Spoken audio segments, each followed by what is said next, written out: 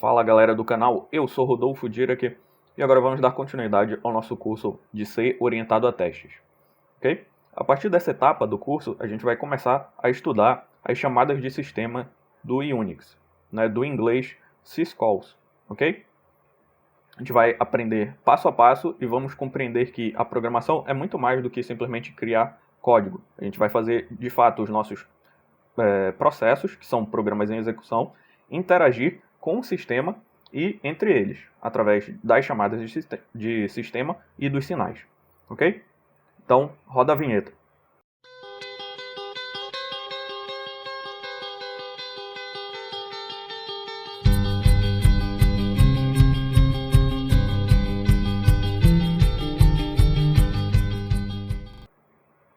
Ok? Para começar a aula de hoje, a gente primeiro precisa entender o que é uma chamada de sistema. Okay? Uma chamada de sistema nada mais é do que um conjunto de rotinas, okay, que o kernel disponibiliza para que os processos possam solicitar recursos ao kernel. Exemplo, mais memória, acesso ao disco e etc. São geralmente recursos de hardware. Okay? O kernel ele disponibiliza uma interface chamada de chamadas de sistema, conjunto, como eu falei, de funções e rotinas. Porém, a gente não vai acessar essas chamadas de sistema de maneira direta.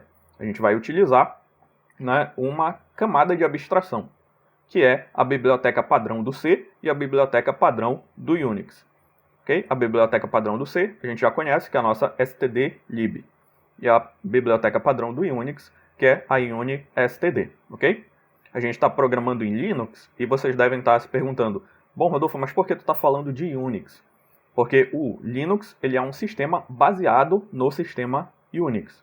Ok? Então a gente incorpora essas chamadas de sistema.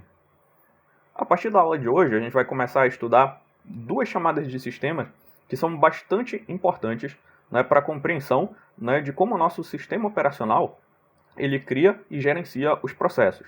Essas chamadas de sistema são as chamadas de sistema fork e exec. A gente primeiro precisa entender o que são essas chamadas de sistema, quais as diferenças entre elas, para poder utilizar e compreender o processo de criação de processos no Linux.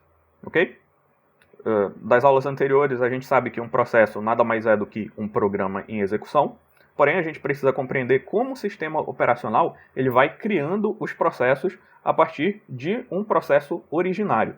Ok? Que é o nosso processo init. Esse processo init é o primeiro processo criado quando o sistema inicia. E a partir dele, os demais processos vão ser criados. A gente vai estudar isso para daí desenvolver os daemons. São processos que podem rodar de maneira independente e sem estarem associados a um terminal. Ok? Então a gente vai criar esses daemons e criar processos que possam monitorar os nossos programas em execução, exatamente como a gente já fez o exemplo lá do programa Monitor, e do nosso estudo sobre sinais e processos no Linux, ok? A gente vai criar novos processos para que eles possam interagir entre eles, e um processo monitorar outro, sem que o programador ou o usuário precise interagir diretamente com esse processo, ok? E aí a gente entra nessa etapa já para finalizar o curso, que é a criação dos daemons. Ok?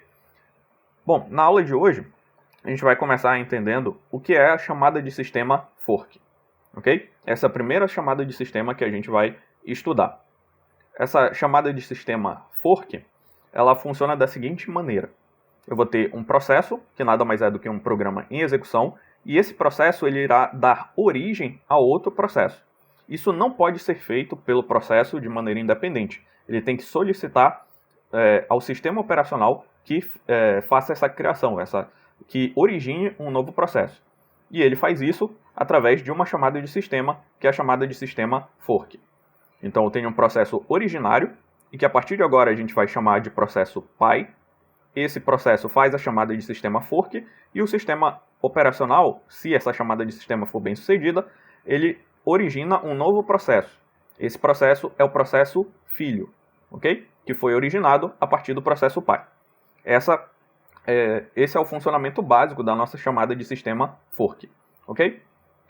A questão é, o que é este processo filho? este processo filho ele é uma cópia idêntica do processo pai, ok? Ele tem as mesmas variáveis, essas variáveis vão ter os mesmos valores, né, a partir de quando foi feita a chamada de sistema, e a partir do momento da criação do processo filho, eles vão ser dois processos independentes, ok? Então a gente precisa frisar muito essa etapa, né, e criar um parênteses aqui para compreender bem que o processo filho é um novo processo.